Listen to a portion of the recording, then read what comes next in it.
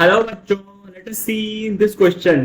Name two formal and two informal sources of credit in India. State any three advantages of formal source of credit.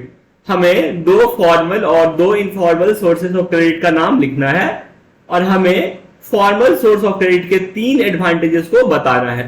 Now let us see the key concept. So the key concept for this question is sources of credit. अब ये sources of credit क्या होता है? जिस source से हम पैसा लेते हैं उसको बोलते हैं सोर्सेस ऑफ क्रेडिट. इसके दो सोर्सेस होते हैं. पहला है हमारा फॉर्मल सोर्स, दूसरा है हमारा इनफॉर्मल सोर्स. फॉर्मल सोर्स क्या हो गया? बैंक एंड कोऑपरेटिव जो है वो क्या है? फॉर्मल सोर्स है. मनी लेंडर्स, ट्रेडर्स, ये सब सारे क्या है? इनफॉर्मल सोर्स है. फॉर्मल सोर्स जो होता है वो मॉनिटर्ड होता है. उसको कोई भी गवर्नमेंट एजेंसी जो है मॉनिटर करती है. जैसे बैंक्स हैं, बैंक्स को रिजर्व बैंक ऑफ इंडिया जो है वो मॉनिटर करती है.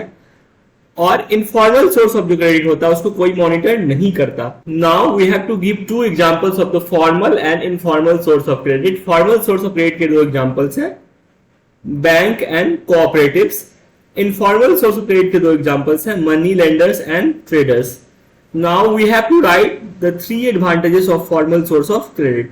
तो इसका पहला एडवांटेज है it provides loan at a fix rate and term. तो लोन क्या करता है? एक फिक्स रेट और फिक्स टर्म पे लोन प्रोवाइड करवाता है.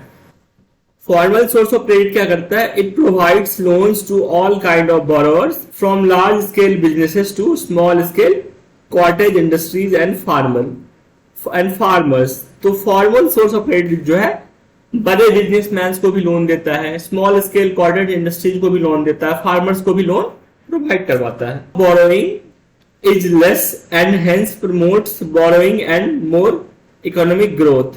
तो क्या होता है कि फॉर्मल सोर्स ऑफ क्रेडिट का कॉस्ट ऑफ बोरोइंग जो है बेसिकली हम बोले तो इंटरेस्ट रेट बहुत ही ज्यादा कम है as compare to informal source of credit से.